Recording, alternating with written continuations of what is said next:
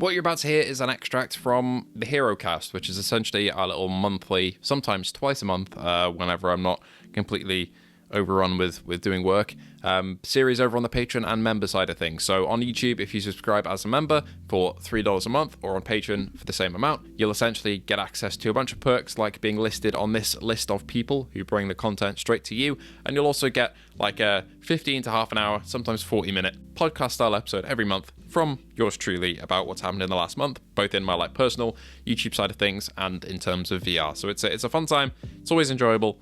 So this is where the extract you're about to hear from that episode comes from. That's why it sounds a little bit more nonchalant and upfront than the usual scripted video style. It's because it's not at all. It's just me rambling about things, but I think it was an interesting conversation and I wanted to put it here for you guys. So thank you so much for watching.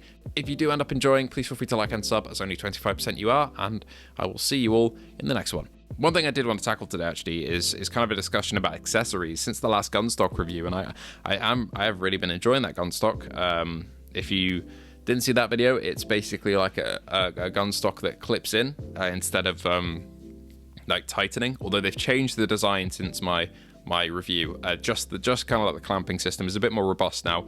It doesn't really like twist and click in and feel like it's going to damage your controller, even though it won't, but they have changed it. But essentially, yeah, some comments are asking about accessories and kind of saying the PSVR2 is fine on its own, and some people might argue that you don't really need to buy any accessories, and that kind of got me thinking about something I wanted to talk about here.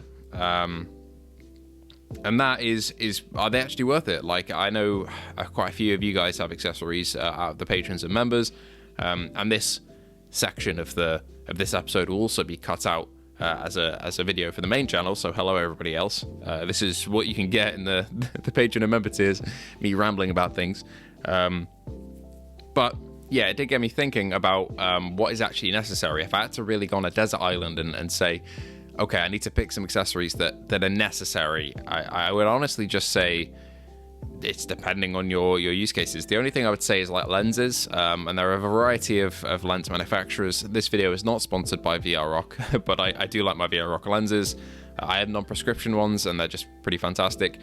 All lenses that I've tried so far have added like a bit of glare to the image, when it's really dark, at least, like really dark, like pitch black and contrasty, but it's not really that noticeable, especially with the anti-glare coating. So I would say like actual VR lenses, like this Hans VR, VR Optician I think is one. There's a bunch of manufacturers, and from what I hear, most of them are pretty good. But that's one thing that I would really say, like, okay, you should look about investing in those because they're properly worth it. But as for anything else, I do love the gun stocks that I've used so far, but that's kind of for avid first-person shooter players. Outside of that, you really don't need one. All the PvE shooters that I played, they do benefit from a gun stock like that, but it's more for the PvP stuff where you want a tactical edge or performance edge over your opponents that it really matters, you know, that you really need it.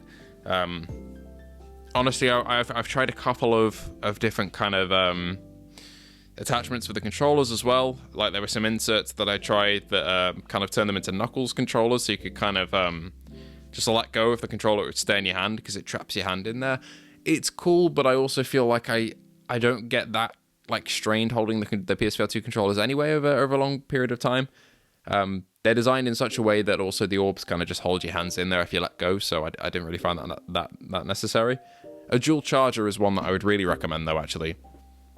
Both for like PSVR2 controllers and for normal PlayStation controllers if you have more than one, because I can't imagine it's such a pain for some people to like just plug in both their controllers one at a time, or both at the same time, I guess, with the USBs on the back of the console. But it's just such peace of mind to just set my controllers down in the charging cradle, and as soon as I want to play again, they're back to full. Like, it's so brilliant. And that goes for both VR and non-VR controllers.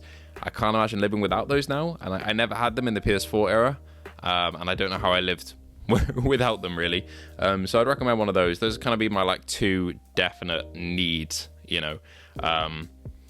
As for audio as well, like a good pair of headphones, like the Pulse headphones are pretty good. I do find that the back, like the strap over the top of your head, kind of sags a bit and falls. I don't know whether my head's just weirdly shaped, but I did need to kind of modify it a bit to alleviate that.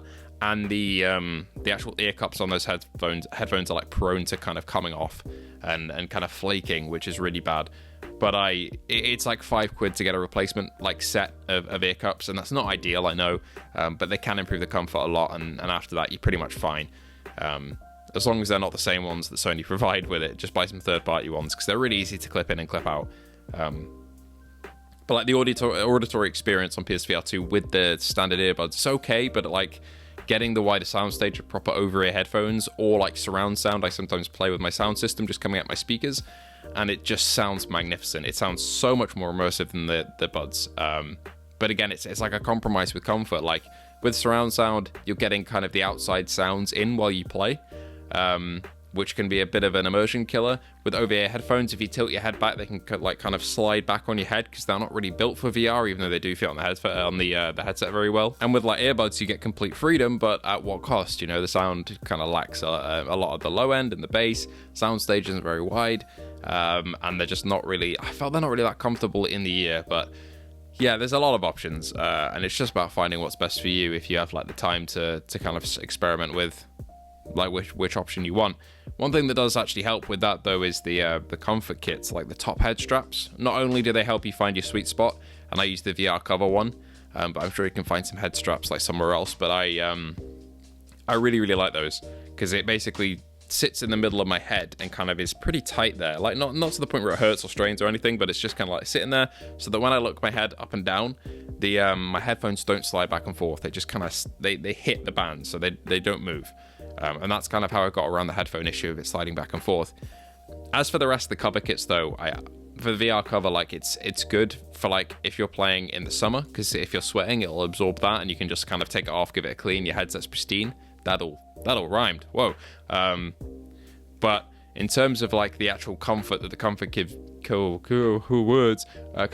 Comfort Kit gives, it's not too much. To be honest, there's not too much of a difference. It feels a bit nicer because it's like soft fabric, but as for like it doesn't pad or anything like that. One thing I have heard that does, and I need to get my hands on this at some point, is the globular cluster mod. Everybody on the PSVR Reddit will swear by that, and I will also back them up in terms of what I've heard from like people that I genuinely just know that use it.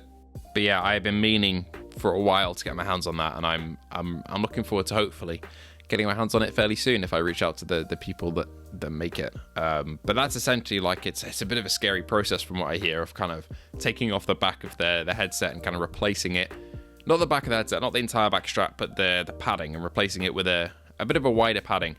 The only thing that I'm kind of worried with me for that is that I wear my hair in a bun, and I wear my hair in a bun in VR as well. And if the back strap, I kind of rest my bun on, and that kind of also gives me an indication of where to put the back strap for my sweet spot, even though it's kind of second nature getting my sweet spot nowadays after this many years. But yeah, I think the back of the globular cluster even is a bit higher up, so I don't know if that would cause a bit of discomfort for me, or I'd have to wear my hair down, which can be a little bit like awkward with VR. So I'll see. But people with like normal hair, unlike mine, or shorter hair, should I say, like it should be okay from what I hear. But that's a work in progress. But overall, like I'd say there are some genuinely good accessories out there that you could get. And I know a lot of you listening actually have them. But for me, if I had to pick my two, it would be like the lenses and my charging station, because they're two things that are more than conveniences. Really, they're like pretty much necessities for me in terms of having a kind of cohesive setup, because I don't have to worry about my lenses scratching, and I don't have to worry about my controllers being charged, and that's kind of the two worries out of the way. The rest of them are nice to have, but they're not necessary, I would say.